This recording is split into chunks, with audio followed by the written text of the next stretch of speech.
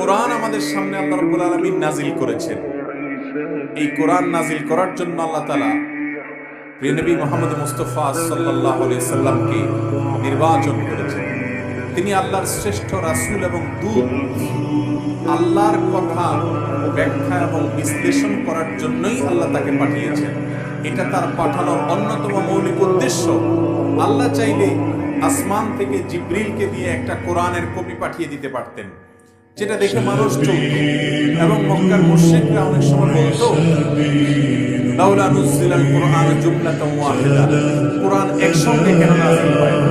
কোরআন একটু একটু করে নাযিল হয়েছে। 23 বছর ধরে নাযিল হয়েছে। কত বছর ধরে নাযিল হয়েছে? 23 বছর ধরে।